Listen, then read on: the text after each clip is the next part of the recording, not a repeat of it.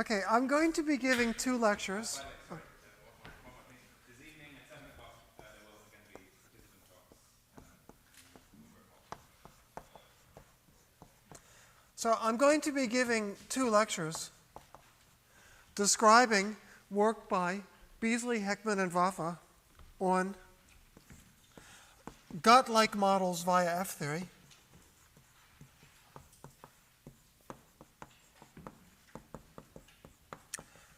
I got to tell you that the 2 papers are a total of 300 pages long, and I've tried to study them so I can give you these lectures. I might be somewhat short of an expert, so there might be points where you can help out. But on the bright side, I'll try to make it a little bit easier to understand than it is in those papers, which will be good for the lectures, but it has the slight drawback that if you decide to read the papers, you will have to get used to the language that they use a little bit better than I will be able to explain it in 2 lectures. Now, the goal is that they're going to do an SU5-like model. They discuss lots of things in the 300 pages. I'm going to try to make a straight route to the part of it that I find most interesting. They make an SU5-like models by F-theory, which I understand Herman has told you something about, on a vanishing cycle.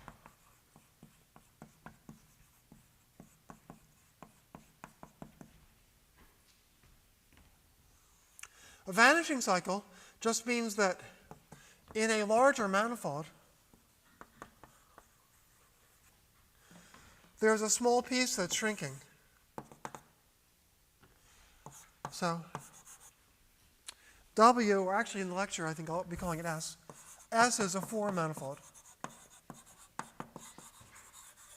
And all our fun is going to happen near a 4-dimensional subspace of a bigger 6 manifold. And it's a small 4-dimensional subspace, so there's a little corner where all the fun will happen. So we're going to have a local gut-like model. Local means that the details of what B looks like away from the vanishing cycle won't matter. All the fun is going to be near that vanishing cycle. Now, in the literature, there are lots and lots of papers where people construct standard model-like models. From a bottom-up approach, they're local. Maybe there's some intersecting D-branes, for example. That's a very popular approach. Most models that give local constructions of something similar to the standard model don't incorporate the successes of grand unification, especially with the value of sine squared theta in the weak interactions. What I think is unusual, and it's really the reason I'm giving the lectures, I think. What makes this unusual is that it's a local model that I'm not sure if I should say predicts, incorporates, or describes, but it incorporates the gut prediction for sine squared theta. After all, the gut prediction for sine squared theta is, well, one of the nicest insights we have about physics way beyond the standard model. And to me, it's the most convincing reason to suspect that low-energy supersymmetry might be relevant. So typically, it's a shame that typically, on the other hand, it's a very attractive idea that maybe observed particle physics somehow is supported locally in the 6-dimensional manifold and doesn't depend on all the big picture details. It's a shame that usually when people construct the standard model at some kind of intersection or some kind of local phenomenon, the price of admission is that one abandons the gut prediction for sine squared theta and possibly the gut explanation for the quantum numbers of the quarks and leptons. So what I think is really unusual about this model is that it's a local model that incorporates the successes of guts. That's why as I say, that's why I'm giving lectures about it. The other thing is that it gives nice answers to questions that, since early days of work on the perturbative heterotic string, seemed like they should work, but are actually troublesome. You can make them work, and you've heard some approaches by starting with Robbie's lecture and others here, but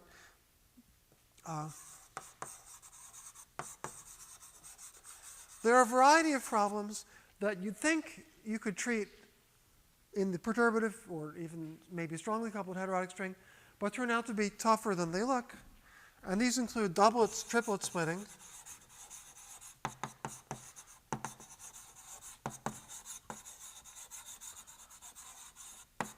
and avoiding rapid proton decay, which could occur via terms in the superpotential, either 5 bar 10 or 5 bar 10 cubed. We could have either dimension, 3 or 4 terms in the superpotential corresponding to dimension 4 or 5 interactions in the ordinary Lagrangian, which would either cause the proton to decay like a kaon or something like that, or that's what the first one would do, or the second one would make the proton decay slowly by elementary particle standards, but still way too fast. So I think that they have interesting perspectives on these problems as well. And I'll hope to get into that tomorrow.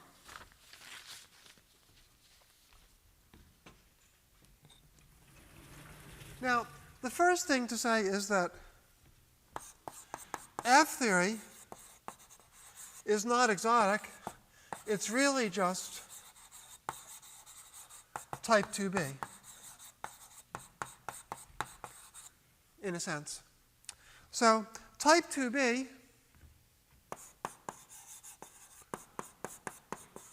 has 2 scalar fields, or 2 spin 0 fields, a scalar and a pseudoscalar, that can be conveniently combined to a complex field, I over G string plus A over 2 pi, where as usual G string is the exponential of the dilaton. And tau is a complex number in the upper half plane.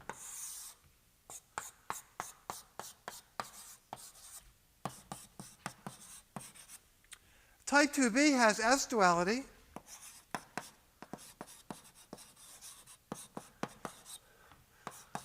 That maps tau to A tau plus B over C tau plus D, where A, D, B, and C are integers, and they correspond to a 2 by 2 matrix of determinant 1.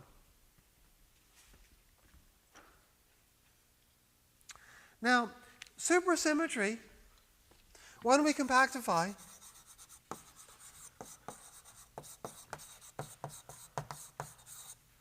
supersymmetry doesn't force tau to be constant.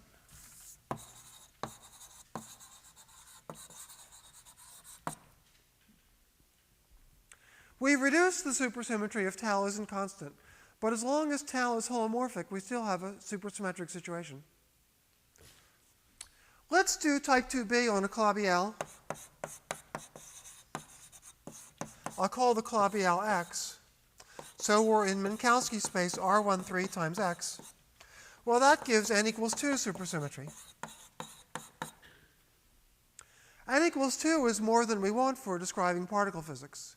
We'd like to get down to n equals 1 anyway. When we compactify on a Calabi-Yau, Calabi-Yau means that tau is constant. So supersymmetric compactification of type 2 with constant tau and no fluxes or branes gives n equals 2 supersymmetry, which is not exactly what we want. If tau is not constant but is holomorphic, that leaves half the supersymmetry, which would be n equals 1.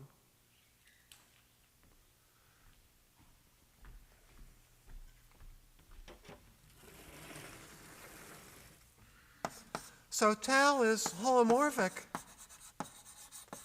but not constant. That gives n equals 1 supersymmetry, which is actually what we want for particle physics in 4 dimensions, or what we might want for particle physics 4 dimensions at TeV energies. Now, there is a technicality that in this case, X should not be Calabi-Yau, but has positive Ricci curvature. Calabi-Yau means Kähler and Ricci flat. Ricci equals 0. When tau is not constant, of course, the derivatives of tau, the stress tensor of tau contributes to the Einstein equations. So when you obey the Einstein equations, there's a source term due to tau, as a result of which X should not be Ricci flat anymore, but needs positive Ricci curvature. So many of the ideas are the same, but X is not Calabi-Yau. X is still Kähler. That means a complex manifold in particular, but more specifically a Kähler manifold. But it's a different Kähler manifold. It's one of positive Ricci curvature rather than Ricci curvature 0. It's actually better in the following sense. Calabi-Yau threefolds are very numerous and they're not classified. There are tens of thousands of them. But the kind of positive Ricci curvature Kähler threefold that you want here, they actually are classified and they're more limited in number. So when we make tau non-constant, we can use some similar ideas in compactification. We still use Kähler manifolds. We still compactify on a type 2b on a 3-dimensional complex manifold. 4 in a sense that we'll get to later on and that you've probably heard from Herman.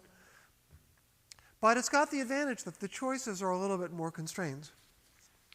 Probably, when all is said and done, we get the same very large number of vacua. But at least at the starting point of saying what manifold we're using, it's more simple. Now, since I should give some explanation of the fact that we can preserve supersymmetry while tau not being constant, I'm going to give some very elementary examples. The most basic example is a D7-brane.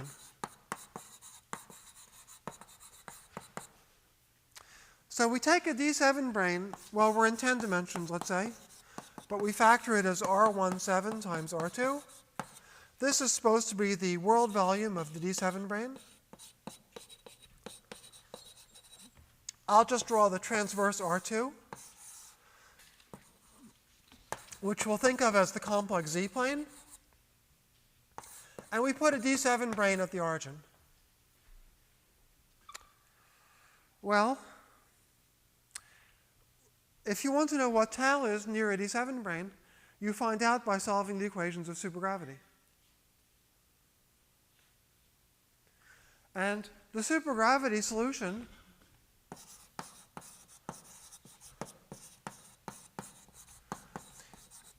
tells us that tau is minus I log of z over z0 for some z0.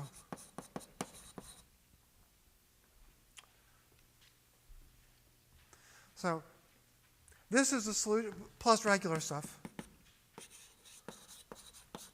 This is a solution for z near 0. So the 7-brane is at z equals 0. So I've written down the solution that's good near z equals 0, near the D7-brane.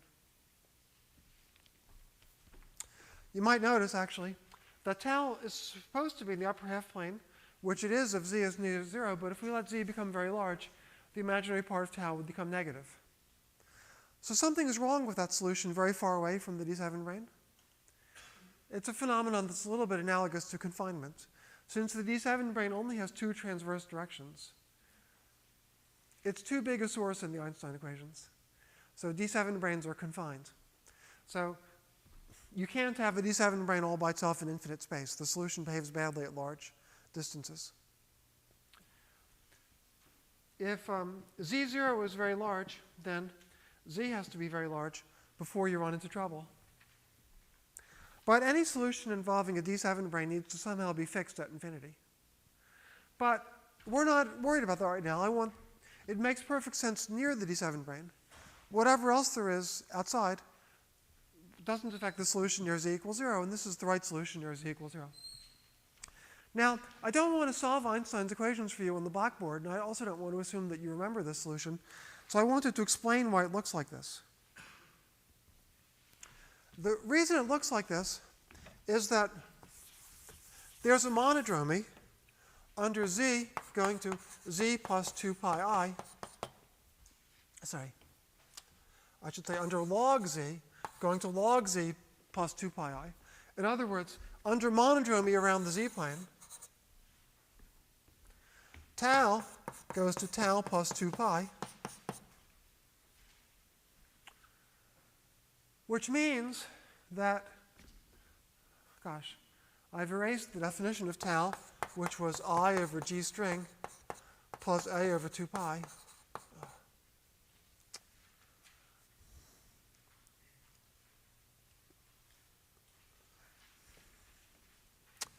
I guess I want to 1 over 2 pi here.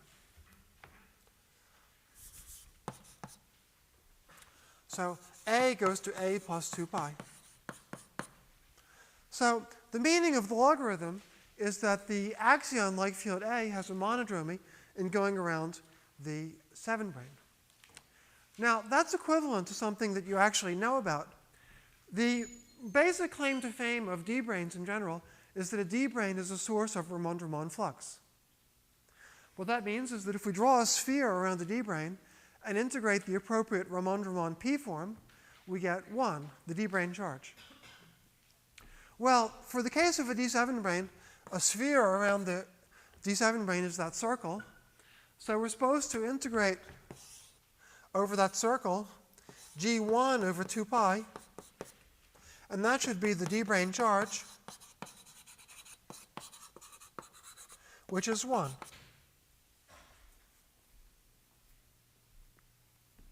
So a D7-brane should have the property that the Ramond-Ramond 1 form integrated over that circle is 2 pi. But G1 is dA. The Ramond-Ramond 0 form field is the potential for the Ramond-Ramond 1 form field strength. So in other words, the fact that the D7-brane carries D-brane charge tells us that the integral of dA over 2 pi over this S is 1. Or in other words, it tells us that A has this monodromy around the D7-brane.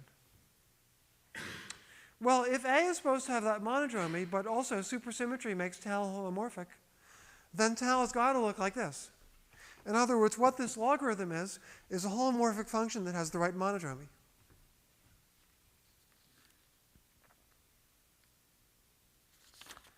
Well, here's another example, but it's going to be rather painless. We're going to do n D7-branes.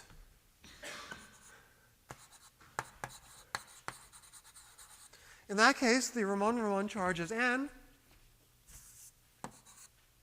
So the monodromy has got to involve a 2 pi n.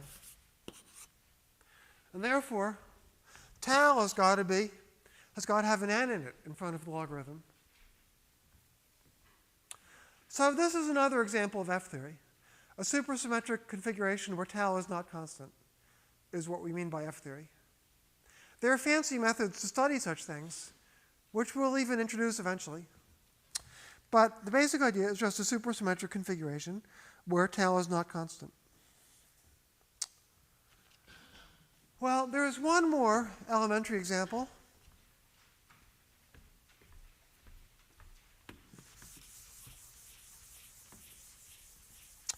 Which is that we could add an O7 plane.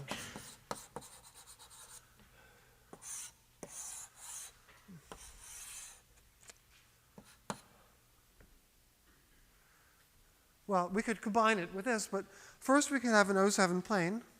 Well, I think I will combine it right away.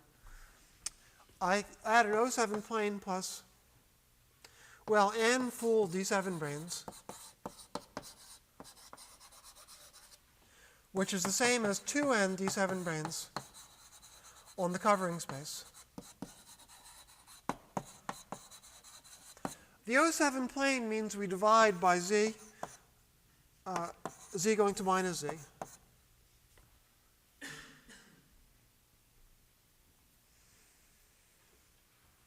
So in general, an orientifold plane means that we divide the normal space by z2, a sign change on all coordinates. Here, the normal space is just the complex z-plane, so the orientifolding is z going to minus z. That gives a supersymmetric configuration.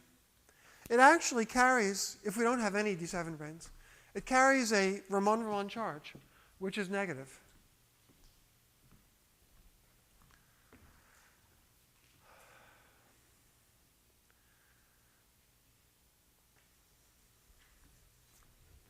So because there's a negative Ramon-Ramon charge, the solution just with the D7-brane is like this, but n is a negative integer. I'm afraid I got confused last night about whether it was -4 or -2. If anyone wants to comment, please do. But what? Well, I know it should be -4, but there's something that we'll get to eventually that came out better if I used -2. I might not get to it until tomorrow, or maybe this afternoon session. Okay. All right, so with 2n D7-branes, then the charge, John tells us, is -4. I can even tell you why that's the right answer. It's just that I did run into a snag. The usual way it's said is that an O9 plane has orientifold charge -16, which is why the gauge symmetry for type 1 is SO32, 32 being twice 16. But then when we compactify on a 2 torus and totalize, the O9 plane splits up into 4 O7 planes, so they each have charge -4. So that's an extremely convincing argument, but I did need -2 for something else, and I didn't quite figure out the snag. Okay. But hopefully you'll still be here later on, so maybe you'll be able to fix it. So I've given sort of 2 examples of F-theory, and an interesting fact is that they involve gauge symmetry. So n D7-branes, the gauge group is UN, and an O7 plane with n full D7-branes, the gauge group is SO2n. And these are perfectly good gut groups, sort of. 2 of the most famous gut groups are SU5 and SO10, which are almost examples of this. Here we get an extra U1, but actually in string theory there are lots of mechanisms where U1s disappear by being anomalous and get eaten up and become massive. So although the local computation here gives U5 if n is 5, it's quite possible that when all is said and done the gauge group will really be SU5. So I've given you 2 examples of F-theory that we didn't need F-theory for. We just drew simple elementary D-brane configurations, or maybe with an orientifold plane, and we got 2 of the most important gut groups. Of course, we didn't get E6 that way, but okay, SU5 and O10 or SO10 are pretty good. So you could ask, and this is a very basic question, since D-branes and O-planes are more elementary, could we make a model just using D-branes and O-planes without learning F-theory systematically? Do we need F-theory? And the answer is that we almost don't need F-theory beyond this kind of elementary. Okay.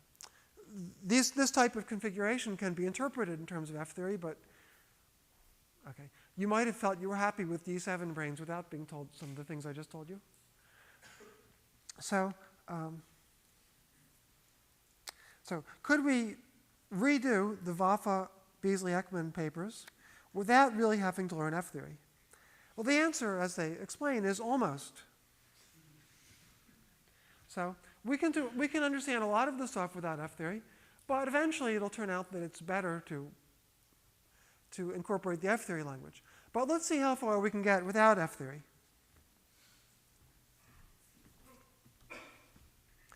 Any quick questions from what I've said so far? Yes?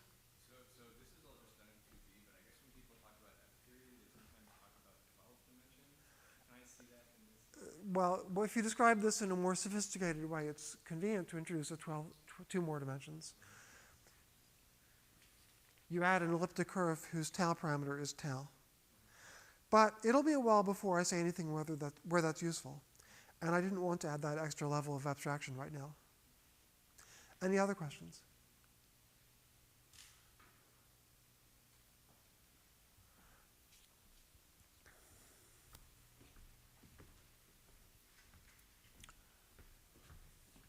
So, as I say, we're going to try to describe the model without F-theory.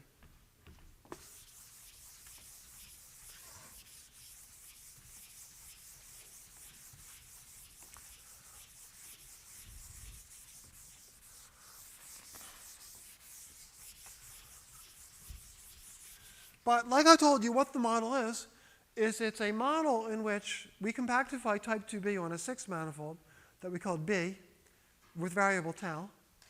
But there's going to be a 4 manifold in B where all the fun is happening. And we want to have a gut group on that 4 manifold, and the gut group is going to be SU5. We could have started with SO10, but then we would need F-theory faster. If we aim for an SU5 model, we can get farther without F-theory. So I'm just going to draw the 4 manifold.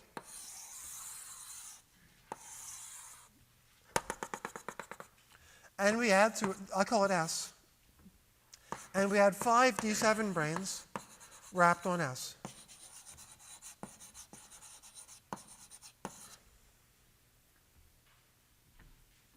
So we've got U5 gauge symmetry.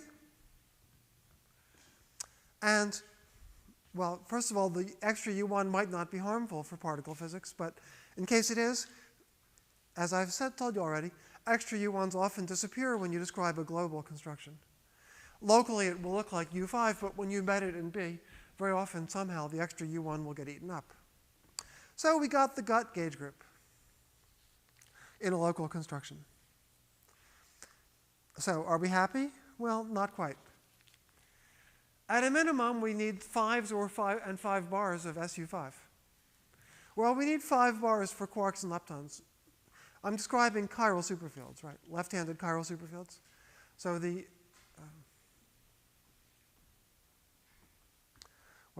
electron neutrino doublet and the down quarks, I guess, well, down antiquarks, are in the 5 bar. So we need at least to get 5 bars. But really, to get Higgs bosons, we need 5 plus 5 bars of SU5. So we can't rest just with D7-branes that give us SU5 gauge symmetry. We need a way to get 5 plus 5 bars. Well, if you've studied your D-branes, you know how to get a fundamental representation of the gauge group. You just intersect your D-brane with another D-brane. So here's a new picture.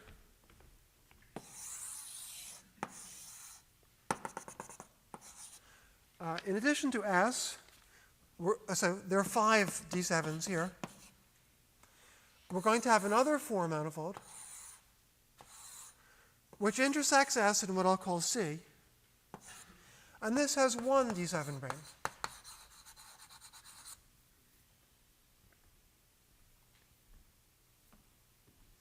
Well, in 6 dimensions, 2 4 manifolds will meet on a 2 manifold generically.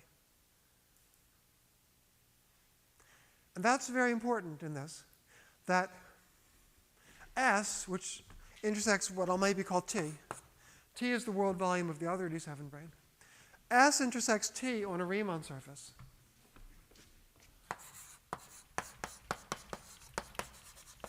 S intersected with T is a 2 manifold that I'll call C.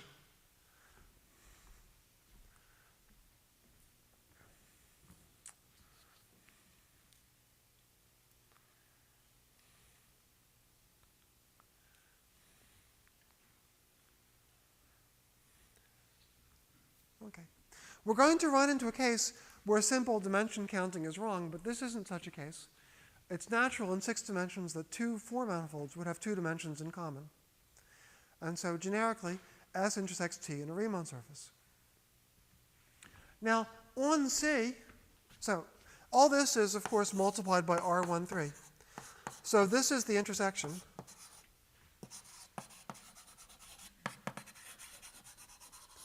And the brane intersection contains a 5 plus 5 bar of SU5. Actually, it's even U5. It's a 5 plus 5 bar of U5 in 6 dimensions. And of course, we're interested in getting down to 4 dimensions.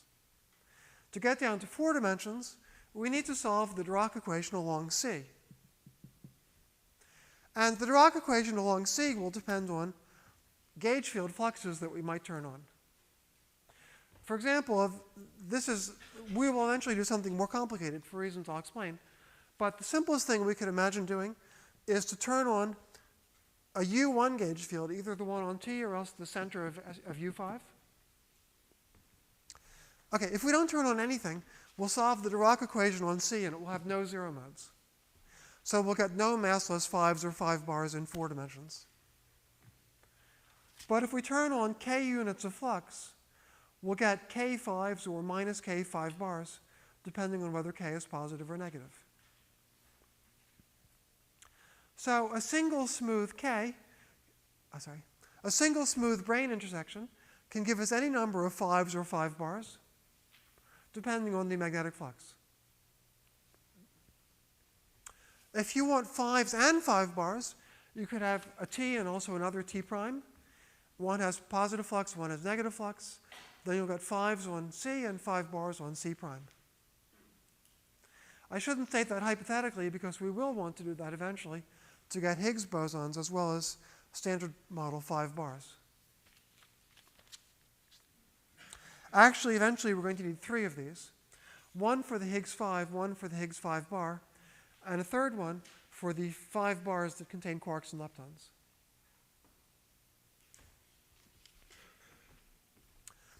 Now, we learned from this simple example a very fundamental fact in the picture of Beasley, Ekman, and Waffe, which is that gauge theory is supported on the 4 manifold S, but matter is supported on a 2 manifold inside S. And so we got 5s and 5 bars, and that wasn't even too hard. But the SUSY GOTs also have 10s, so we need to get 10s. We need a way to get a 10. But again, if you know your branes, you might realize how to get a 10.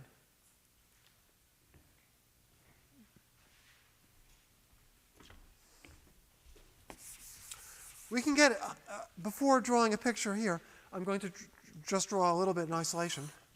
Here we have n, 5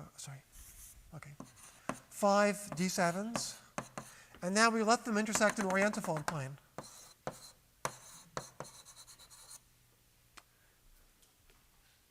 Well, in the presence of an orientifold plane, everything has to be mirror symmetric.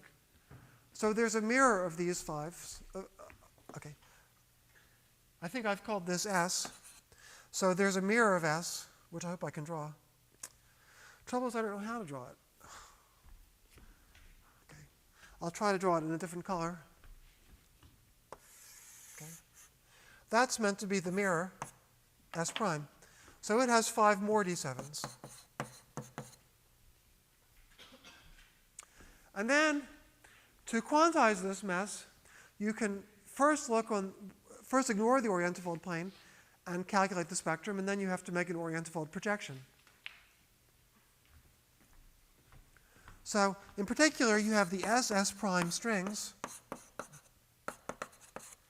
They're bifundamentals of U5 times U5 before the projection.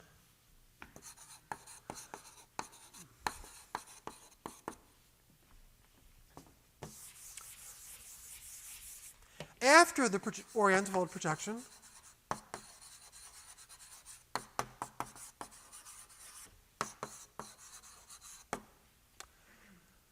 we get 10s of U5. The orientifold projection breaks U5 times U5 to the diagonal U5. Before the projection, S and S prime each had 5 D7-branes, and each had its own U5 gauge symmetry. But when you do the orientifolding, you identify one with the other. So you consider those two U5s equivalent, and you only keep the diagonal U5. And similarly, you project out half of the matter fields, which previously were bifundamentals. Okay, whether you keep a 10 or a 15 of SU5 depends on which orientifold projection you're making. But we're doing the orientifold projection of orthogonal type. It's the one related to F-theory in a more simple way. And in that case, you keep the tan of U5. I hope, by the way, you all know what the tan is. The tan is the second-rank anti-symmetric tensor. You should know that if you've studied GOTs even a little bit. Because more or less the first GOT group is SU5, and the representations 5 bar and 10, what they are, is practically the first thing you'd learn about the SU5 model. Okay. So that's the strategy for getting. That's a strategy for getting a 10. This is, of course, a 6-dimensional 10. In other words, a 6-dimensional hypermultiplet. Hypermultiplets are really pseudo-real representations. So when I say 10, it's a shorthand for 10 plus 10 bar. Just like when we got a 5 from brane intersections. In 6 dimensions, it was 5 plus 5 bar. So anyway, this gives the prototype for how we're supposed to get 10s.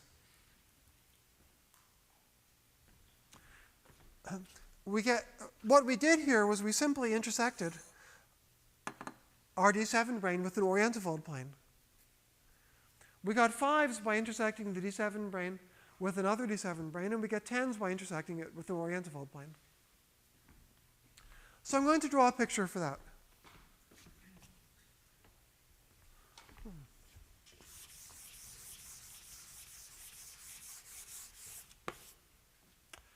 The picture will look the same, almost. Well, so here's S. And, I don't want to, I'm going to draw a dotted line for the orientifold. So the picture is exactly the same picture. Too many dotted lines. It's the same picture, except that while I represented T by a solid line, I draw the same thing, and maybe call it U, for the orientifold plane. So this is an 07 plane. And the 07 plane also meets S in codimension 2, so it also meets S on a Riemann surface that I've called D. U intersect S is a 2-manifold, another 2-manifold D. Now, because of this exercise I explained over here, we have 10 plus 10 bar on D.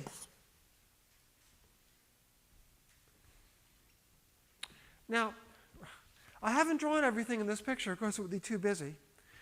To explain why we got the 10 over here, we had the 07 plane intersecting S, but S wasn't invariant under the orientifold projection. So there was also an S prime, a mirror of S.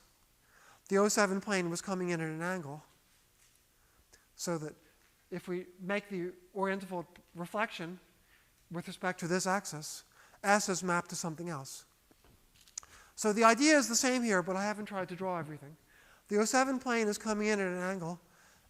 S isn't invariant under the orientifold projection. It has a mirror image that's somewhere else. There's some place where all three of them intersect, like in this picture.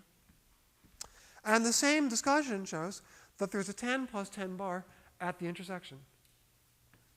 Over here, I've drawn the intersection, which corresponds, in this picture, it just corresponds to that point. Because here I've drawn a slice through this picture, which is trying to be 4-dimensional. But the more complete version of this picture here would have shown S prime. And that would account for how we get the 10 plus 10 bar.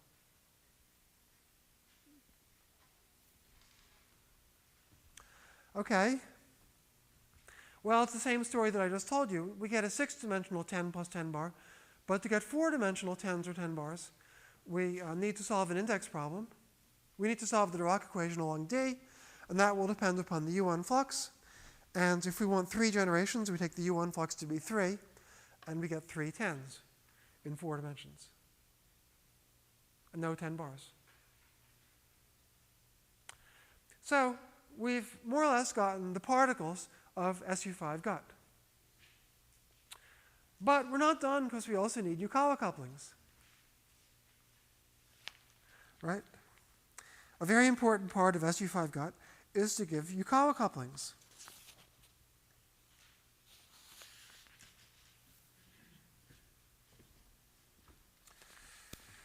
Well,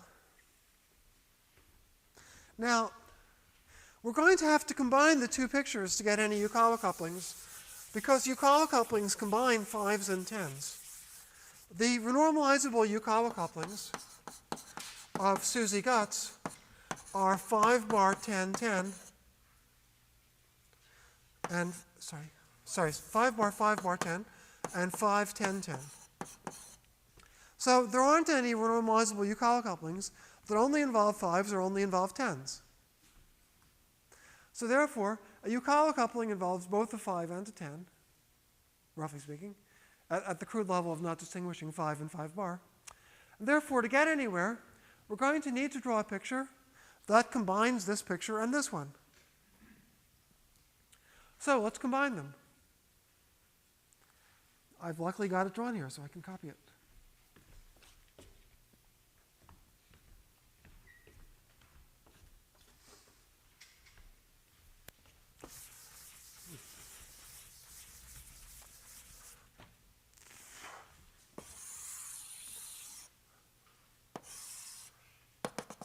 So this is S, and there's a T, and T comes in and meets S on a Riemann surface C, and that's why we have 5s. Now, it's a fundamental fact of life that in 4 dimensions it's natural for two manifolds to meet each other. Just like two lines can meet each other in a plane, because 1 plus 1 is 2. The important one is not the dimension of the line, but the dimension of the normal space. So it's one condition to be on a line and one condition to be on another line. And in 2 dimensions, you can obey 2 equations. So lines meet. Similarly, two-dimensional planes meet in 4 dimensions generically. And if they do meet after any small perturbation, they keep meeting. So it's reasonable for C and D to meet. It doesn't involve any fine-tuning. The fancy way to say it is that they have a non-zero intersection number. So I'll just draw a generic picture where C and D intersect at a point.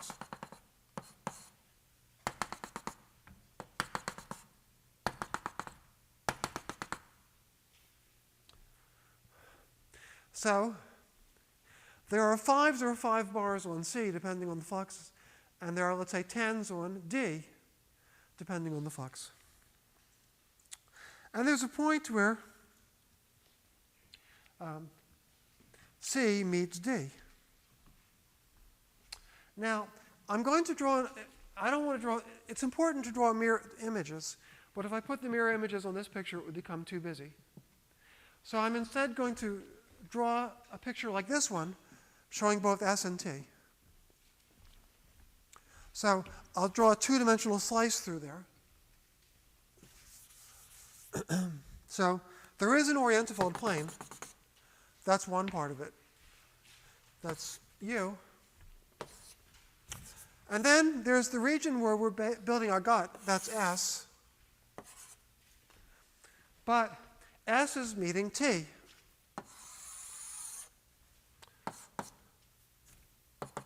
And when you draw it in a plane, it seems funny that 3 lines meet.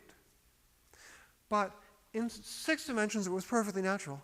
All 3 of these are of codimension 2, and 3 codimension 2 objects should meet at a point. That's completely natural in 6 dimensions. But I may have picked unlucky angles here, but okay. I've drawn T and S coming in not perpendicular to U, but at some random angle, and they've got mirror images. So now I'm going to draw the mirror images. So T prime is the mirror image of T, I hope. And then S has a mirror image too, S prime. So now a lot of lines are meeting, but it's actually still natural, because given that S, T, and U met at a point, S prime and T prime are stuck meeting at the same points. And up in 6 dimensions, it was completely clear that there's a point where all 3 of these 4 manifolds meet. That's generic. So what we've got here is still generic, even though as a 2-dimensional projection, it might raise some questions. Now, you see, well, forget the orientifold plane for a moment and just look at the fact that there are 4 different D7 branes all meeting at a point. They are S, S prime, T, and T prime. That enables us to draw a perturbative string diagram.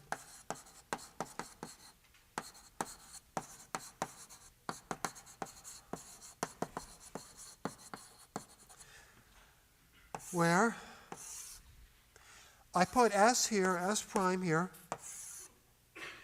and T here. I could also make an orientifold projection.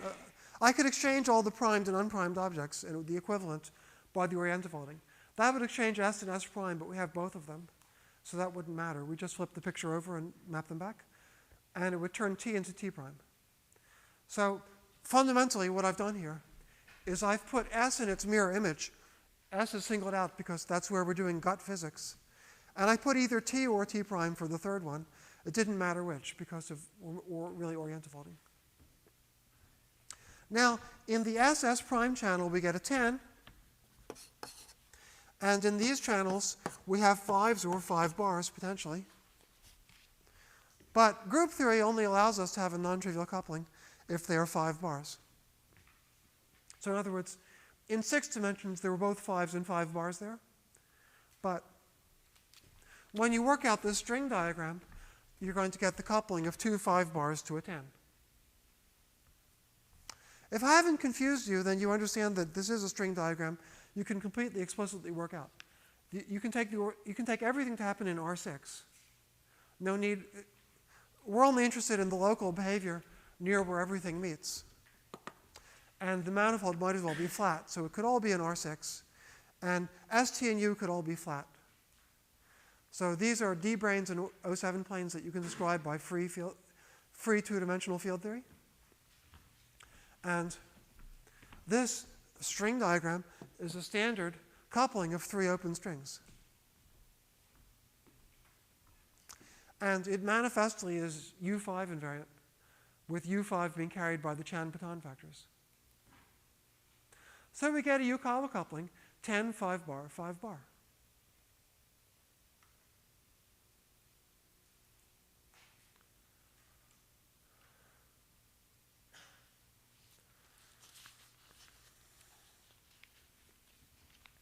Any questions there? Do you generate higher dimensional effective operators too? Of course. But the 10, 5 bar, 5 bar is the most important, the most immediate one we generate. And I stressed it because we need it to give down quark masses, as well as charged lepton masses. So we're happy because we can give the down quark and the electron masses. And we're potentially in a panic because the proton might decay rapidly. We might have produced a proton lifetime much less than a nanosecond if we have the wrong 10s and 5 bars coupled in there. So this is a double-edged sword, but that's inevitable in grand unification. But we haven't gotten masses to the up quarks.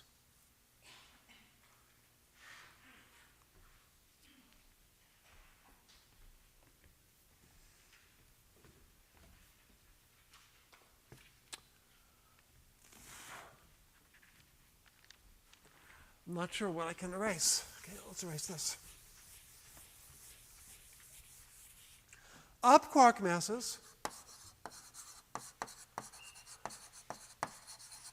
come from 5, 10, 10 couplings in SUSY guts. But we've got a problem because the up quark masses are not U5 invariant, only SU5. And the D-brane construction really produced U5. So we have to get rid of the U1. And as I told you, there are a lot of ways to get rid of the U1. So first of all, if we don't get rid of the U1, the up-quark masses will be exactly 0. So as we'll discuss in a moment, even if we get rid of the U1, the up-quark masses might be too small. But let's first try to keep them from being exactly 0. Well, I'm just going to give you 2 examples of ways that the U1 could disappear.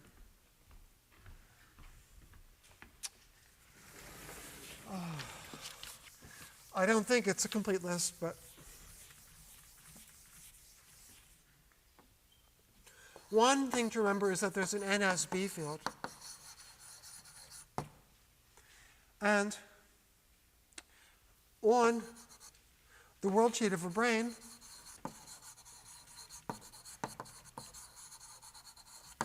for example, one of them has world sheet R13 times S. There's a coupling, the integral over W, of B minus F U1 squared. In other words, the usual Maxwell coupling would be F squared. But for the U1, F squared isn't gauge invariant. It mixes with B, the Navier-Schwarz 2 form. So the correct coupling is B minus F U1 squared. And there's a good chance that that will gauge away one of the U1s. Now, only one, because there's only one Navier-Schwarz B field.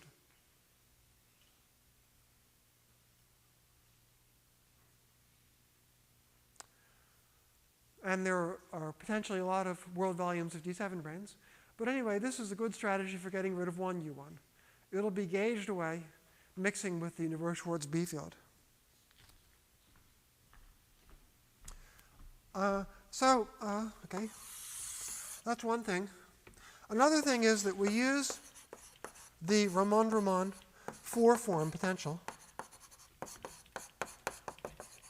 which I'll call C4. The Ramond-Ramond field strength is dC4, and that's the fellow which is self-dual. So any statement about C4 is tricky to formulate exactly right, because of the self-duality of G5. But we won't need to worry about any subtleties. We'll just say something simple, which we don't quite have room to write without removing this nice picture, but I'll try. There's a coupling C4 wedge F U1, wedge F U1, integrated over W. And now, in this construction, we needed to give vebs to the U1Fs because otherwise our index theory would be trivial and we wouldn't have gotten any 4-dimensional massless chiral superfields. So F will have a vev, for some of the Fs at least, on some of the branes. And then when that happens, potentially a mode of C can mix with one of the Fs to make a massive field. Yes? What if we got rid of this U1 and tried to get rid of even 1 to the 5 and 2 to the 10? Yes.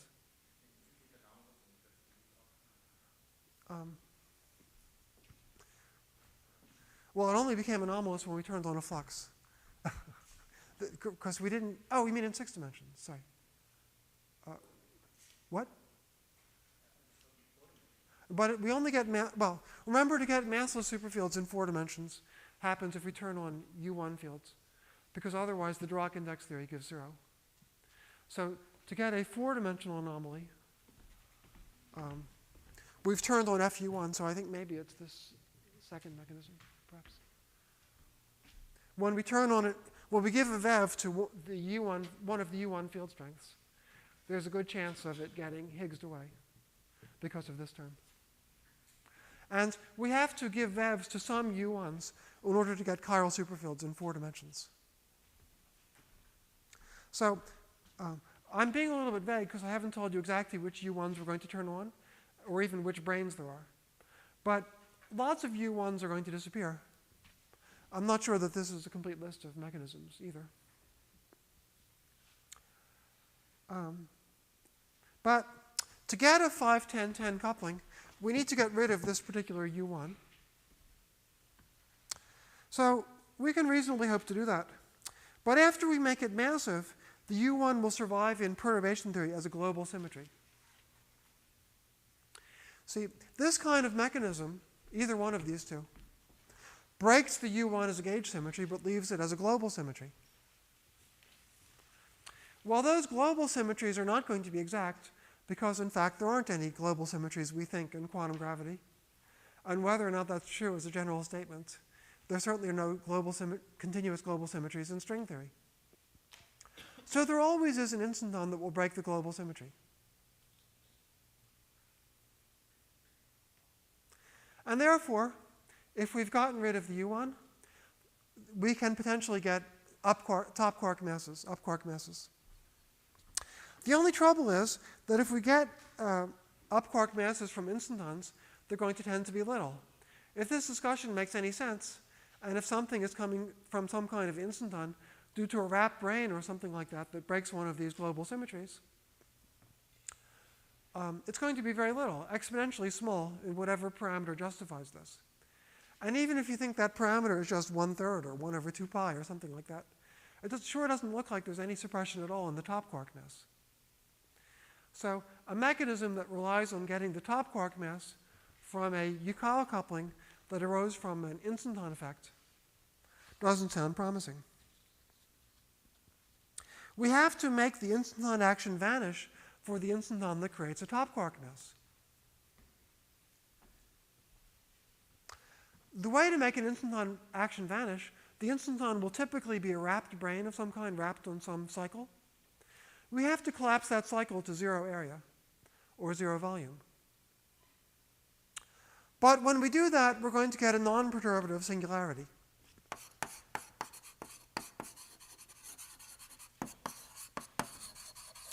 So if we want to get the top quark mass, we want an instanton of 0 action, and that corresponds to a non-perturbative singularity.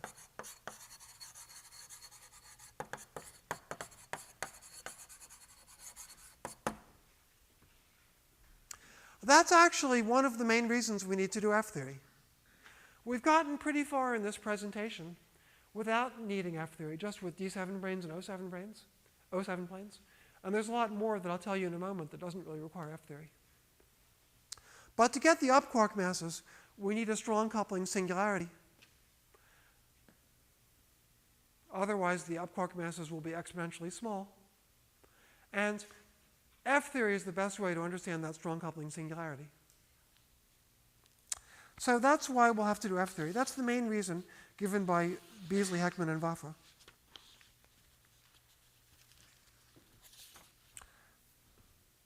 But I think I want to tell you another reason that it's good to use F-theory.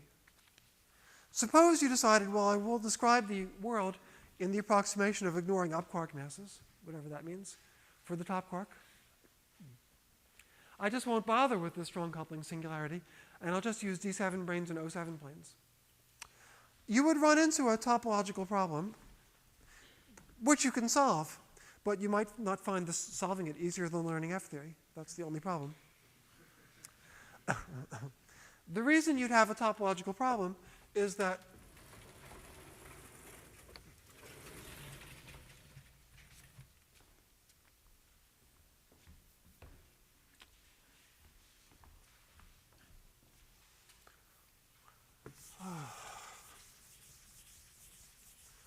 so, as I told you, around the D7 brane,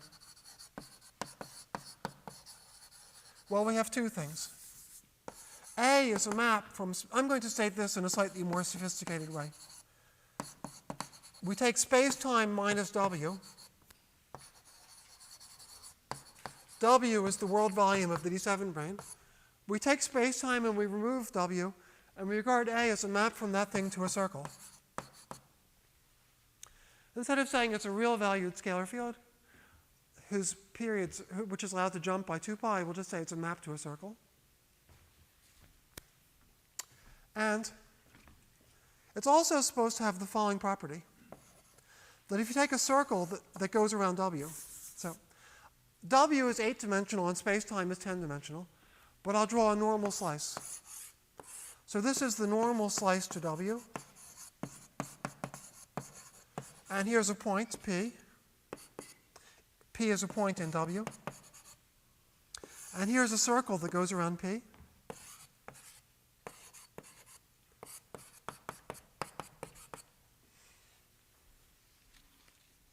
So in order to have a D7 brane, you need a solution of this topological problem.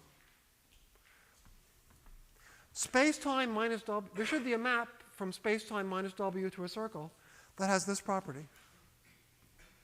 Now, if you've learned if you've boned up on Bodin 2 and you're familiar with your topology, then you know that there's a topological obstruction to doing this. The topological obstruction is the following. The normal to W is a bundle of real two-planes, which has an Euler class, and the Euler class must vanish. Otherwise, this problem doesn't have a topological solution. Now, if you've never run into that problem, it's probably because when you've thought about branes, you assumed they were flat, or they had simple enough topology that you didn't run into this. So you ignored this, and it didn't bite. This isn't special to D7 branes. It has an analog for DP branes of all P. And if you run into a contradiction involving branes, if you've overlooked this, and you run into a contradiction involving branes, this could be the reason. I've seen it to happen. So, okay. Now, for the kind of S's that we want to use here, this topological obstruction is actually non-trivial. So it's impossible to wrap a D7 brane all by itself. Well, that's good, because if we wrap the D7 brane all by itself, we get U5 gauge theory without any matter, which isn't what we want to get. We want to get matter. And you see, this topological obstruction can be alleviated if there are additional singularities in the game. The additional singularities can come from D7 branes and orientifold 7 planes. So if you decided you don't care about the up quark mass, but you want to construct a model just from D7 branes and O7 planes, you at least would have to know what models actually exist. And you could start learning the kind of topology I'm telling you about. But an alternative would be to learn F-theory, which will generate the models that actually exist.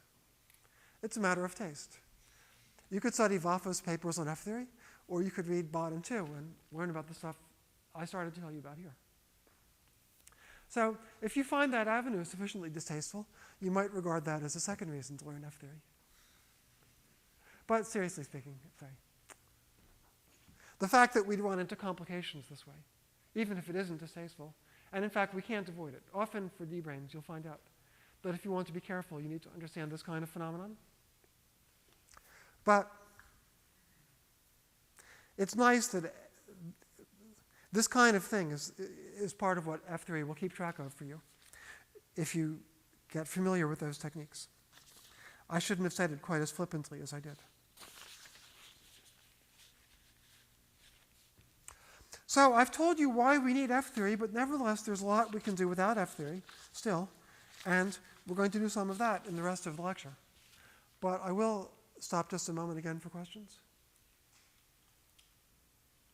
Excuse me, we need Higgs or not in this kind of models? In any kind of model, sorry? Yes, so how the Higgses are in 5s plus 5 bars of SU5. So in principle, I've told you where they come from. They come from intersections with an extra D7 brane.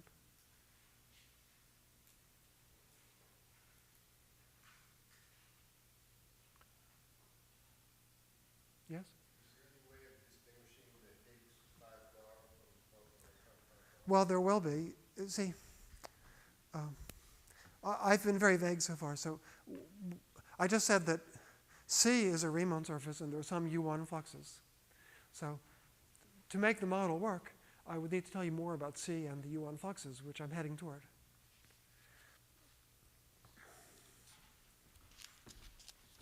Now, Beasley, Heckman, and Vafa get a drastic simplification.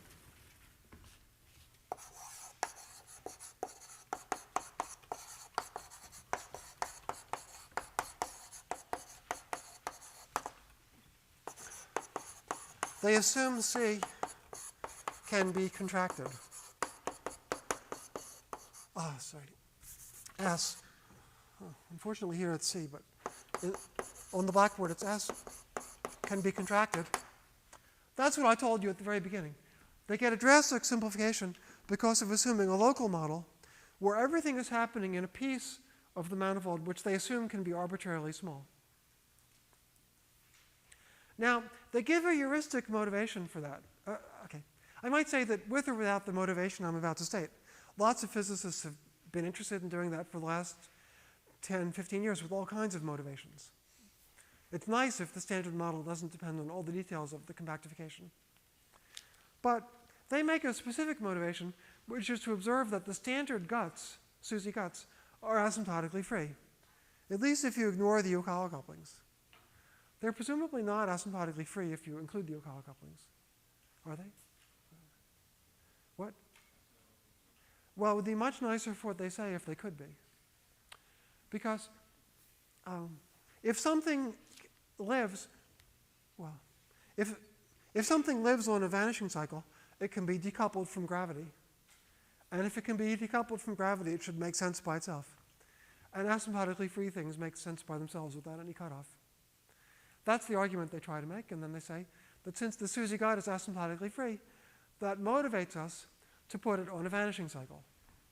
Now, like I say, it's a nice line of reasoning, but it bothers me because I don't think the SUSY guts really are asymptotically free when you allow for the Yukawa couplings.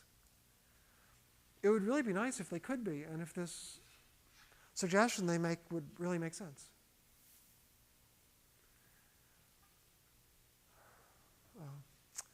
Because of the Yukawa couplings, I'm not sure what to make of their argument. But, at any rate, assuming S can be contracted leads to a drastic simplification, which I'll try to explain.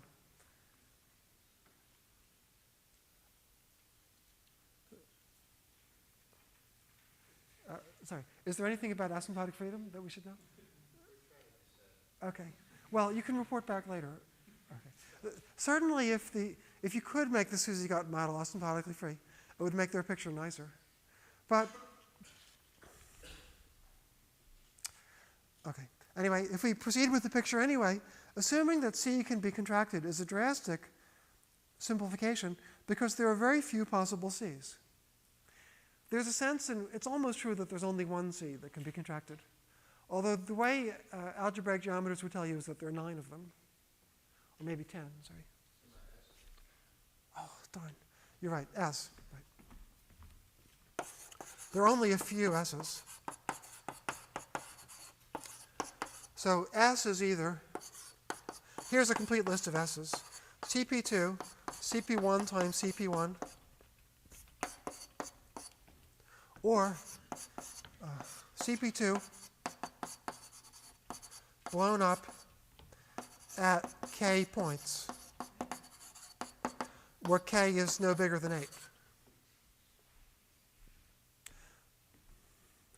That's a complete list of the S's that can be contracted to points. Roughly the reason is the following. S has got to be a Kähler manifold of positive curvature. Well, okay. Let's remember Riemann surfaces. Okay. Sorry. I'm not sure how to intuitively explain that its Ricci curvature has to be positive to be able to contract it.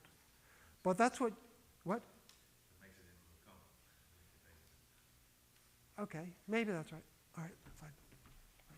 So if you've contracted it, this is what Hermann is telling me. Right. I think it's a good idea, so I'll explain it. Suppose that S can be contracted arbitrarily much. Then we could go all the way and contract it to a point. And when we get it down to a point, we get a cone on S. And it's supposed to obey the Einstein equations. Well, in usual Calabi-Yal's, it should obey the Einstein equations with 0 curvature. In F-theory, maybe it needs to have positive curvature, slightly positive curvature. But anyway, that'll be unimportant near the singularity. So the cone, suppose we want a Ricci flat cone. Then it has to be a cone on something of positive curvature. For example, R6 is a cone on the 5 sphere. A cone means a metric that looks like this.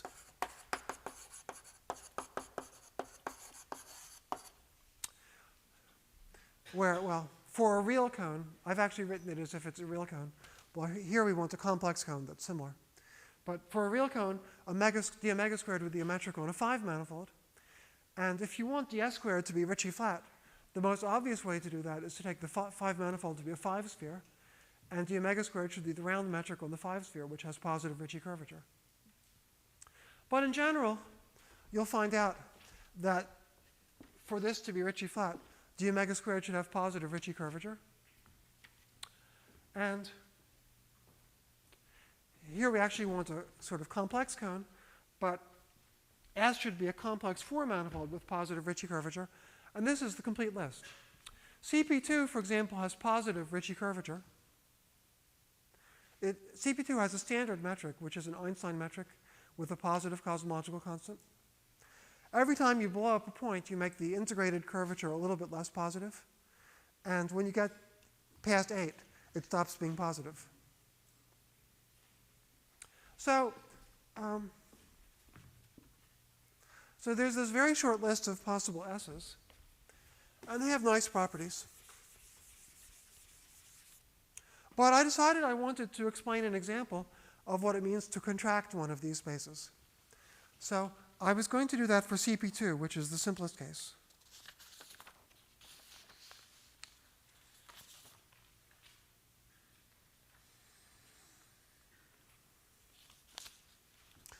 String theorists actually learned about it in reverse. This originally entered string theory by studying the C3 mod Z3 orbifold with 3 complex coordinates A1, A2, and A3, which you identify with themselves times a cube root of 1.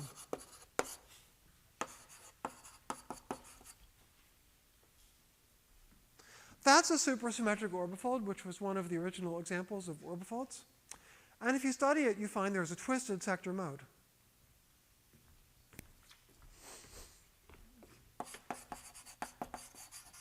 There's a this twisted sector gives a Kähler modulus. By that I mean that the twisted sector gives a zero mode that has the right quantum numbers that would correspond to a Kähler modulus if you were on a smooth Calabi-Yau manifold. This is a singular Calabi-Yau manifold. And supersymmetry tells us that there's no superpotential with this amount of supersymmetry, so we can give a VEV to that scalar field. And since it's in a twisted sector, when we give it a VEV, we're not in an orbifold anymore. Giving that a VEV corresponds to turning the orbifold singularity to making this a smooth manifold. It's called blowing up the orbifold singularity, replacing the orbifold with a CP2. So if we give a VEV to this modulus, we blow up C3 mod Z3. And when you blow it up, you get a smooth manifold. And I want to describe the smooth manifold that you get.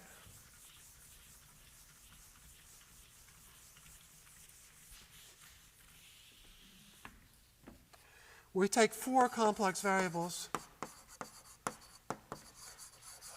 A1, A2, A3, and B.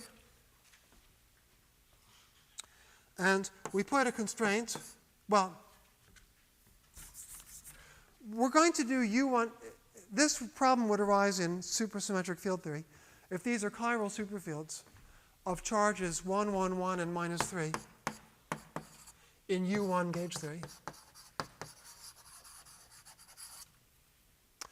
If we were doing that, then to find a vacuum, we'd have a D-term constraint.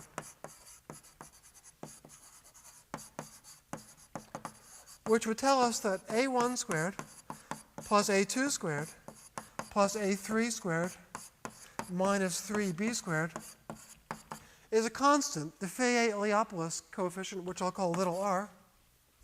And would also tell us to divide by gauge transformations. And gauge transformations act by taking A1, A2, A3, and B to, well, the first 3 have charge 1.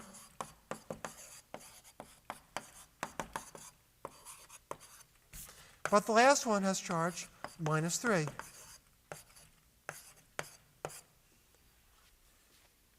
So to find the moduli space of Acura, we would obey the D-term constraint and also divide by U1. And of course, the moduli space of Acura in a supersymmetric theory is going to be a complex manifold. So this combined space is a complex manifold. Let's figure out what it is. First, we'll do it at r equals 0. Well, at r equals 0, so first of all, we use this thing here to make B positive. We could rotate B to the positive real axis by picking theta properly. And then we solve for B by saying that 3B squared is the sum of AI squared. So that determines B in terms of the A's. I gave you its magnitude, and it's on the positive real axis. But there were three ways to put B to the positive real axis. We can still get A1, A2, and A3 to multiply by a root of unity. Omega cubed is 1. That won't change the fact that B is on the positive real axis. So if R is 0, this space is just the orbifold.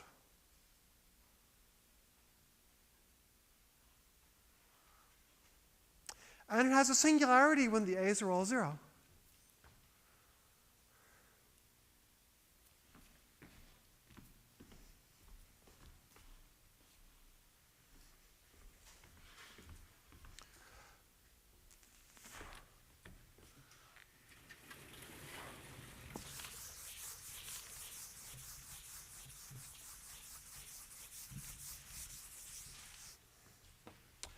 Now, suppose that instead R is positive. Then we find out that B squared is 1/3 of R plus the sum of AI squared. So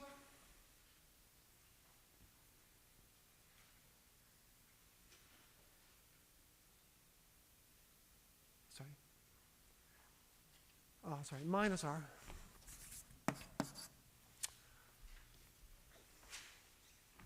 So if B equals 0, which before was a single point, here if B was 0, the A's has will all be 0. Now if B is 0, we learn that the sum of AI squared is R, and we divide by U1, so we get CP2. So what used to be a single point when B was 0, and that was the singular point, is now a CP2 whose radius is the square root of R. See, A squared is R. The sum of A squared being R defines a sphere whose radius is the square root of R. And that's what I'm calling the radius of the CP2.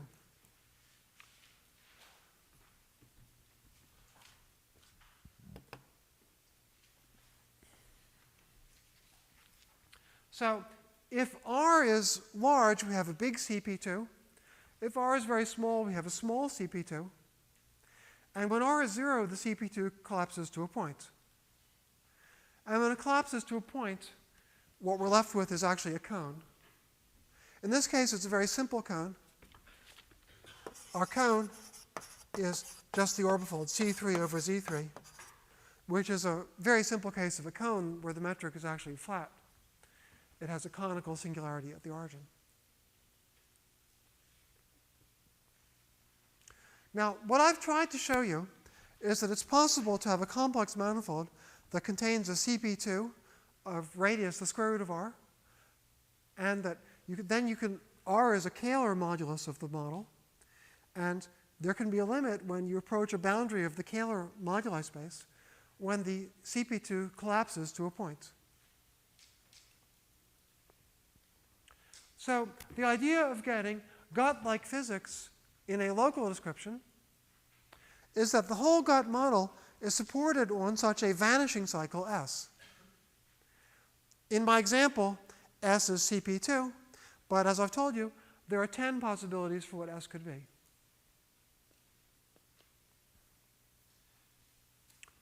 If we were really doing homework, I probably would have given a homework problem to describe for CP1 times CP1 in a similar explicit fashion how to make CP1 times CP1 collapse to a conical singularity by varying a Kähler metric.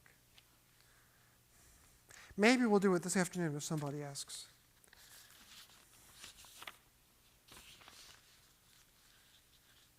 So we've got this list of 10 manifolds that can each be collapsed to a point, and we pick one of them, and we wrap 5 D7 branes, so we've got U5 gauge symmetry, and we use one of those tricks I told you about to get rid of the center, so the gauge group will be SU5. But we don't want SU5. We want SU3 times SU2 times U1.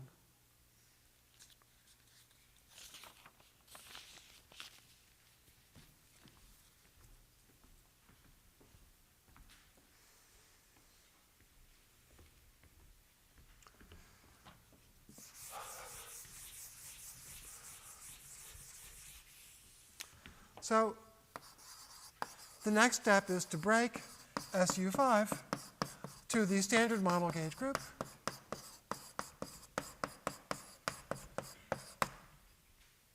And just like in the perturbative heterotic string, the only fields that can do this for us are the gauge fields on S, because they're this, from a four-dimensional point of view, they're scalar fields charged under SU5. So you might imitate the perturbative heterotic string and use Wilson lines. That might be the first thought, but the answer to that is no. Pi 1 of S is 0.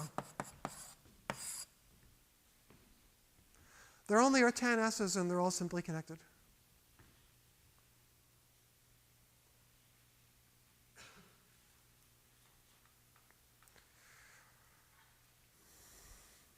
Actually, as I talk to you, I'm slightly worried about something. There are more S's if you allow them to have singularities of certain kinds. Sorry.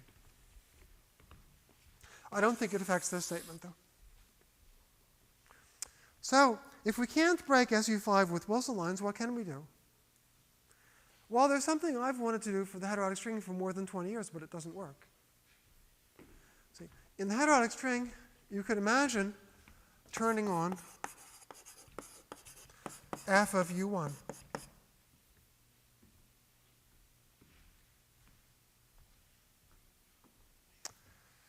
You see, Wilson lines are very confining. They're fun at first, but you find out after a while that it's rather restrictive if that's the only way you can break SU5 in the heterotic string. So you'd like to break SU. It looks like you could break SU5 to SU3 times SU2 times U1 by turning on a U1 flux for hypercharge. In the heterotic string, that doesn't work.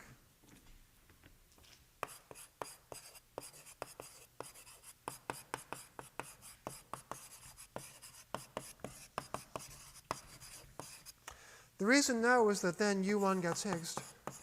U1 hypercharge gets Higgsed. Here we're talking about U1 hypercharge. By a mechanism similar to what I was telling you about, to one of the things I told you about before. The kinetic energy of the B field of the heterotic string is something like this. And if we give a VEV to F, then the very same A that, so F is the curvature of some, so let's write it in more detail. It's a sum over a lot of fields of AI times Fi. I'm simplifying slightly, but it'll suffice to make the point. It's a sum over many fields of AI times Fi, and if we give one of these a VEV, the corresponding A is precisely the one that gets Higgsed. Now, the perturbative heterotic string could generate any number of U1s, and good riddance to most of them. But the U1 hypercharge is the one we don't want to get Higgsed.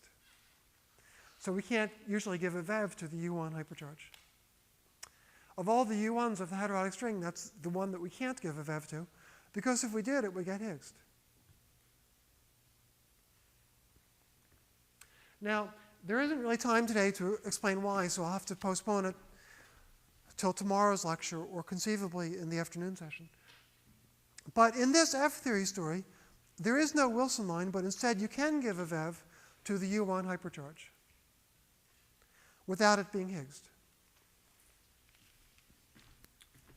So in the F-theory story,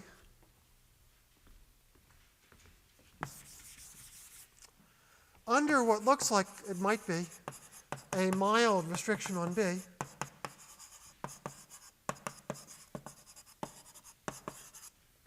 we can turn on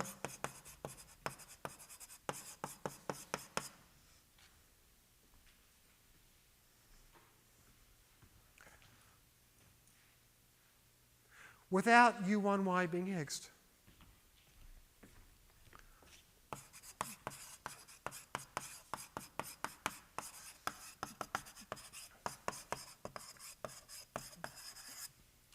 I don't want to explain why that's true in this lecture, because we're running out of time and I don't want to rush through it. But unlike the perturbative heterotic string where you have to use Wilson lines, here you can turn on U1y without U1y being Higgsed if what looks like a mild condition is obeyed. Actually, there hasn't been enough study of the global geometry of these models to be sure that the condition is really as mild as it looks, but it looks like a mild condition. Now, okay, that's good because then you get the standard model, but there's a disaster waiting to happen.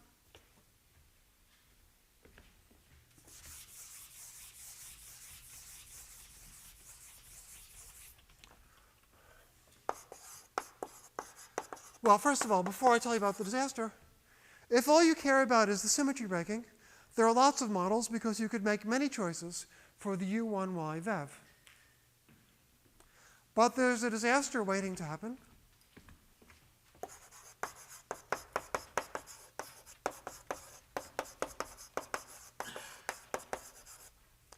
So the adjoint of SU5 is 24 is equal to, under the standard model, the exponent is the U1 charge. Well, for now, I'm using a funny normalization of the U1 charge. What I've written in the first line is the adjoint representation of the standard model. And in the second line, I've written what are usually called the x and y gauge bosons of grand unification. They transform as 3,2 of SU3 times SU2, and they carry a U1 hypercharge, which I've unconventionally called charge 1. Well, we don't want any light x and y particles. That's clear. We don't want any massless x and y particles. And we're potentially in trouble because, okay, we won't get any massless x and y particles of spin 1 because we broke the gauge symmetry. But we are at risk of getting massless chiral superfields with the quantum numbers of x and y. The reason we're at risk is that we've got this complex manifold S, and we've turned on FU1, and we need to do index theory to find chiral superfields that transform like so.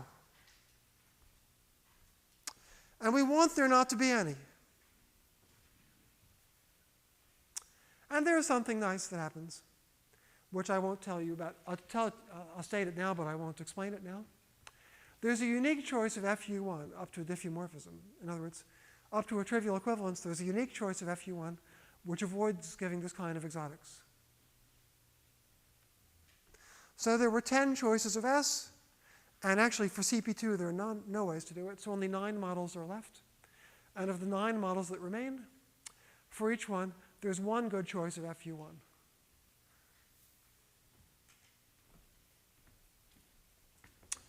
So when we resume, I'll explain that, and maybe something else I just swept under the rug a second ago. Yes, why it is that U1y doesn't necessarily get Higgsed. And then we'll go on and have fun with some other things, and we'll even eventually have to do some F-theory.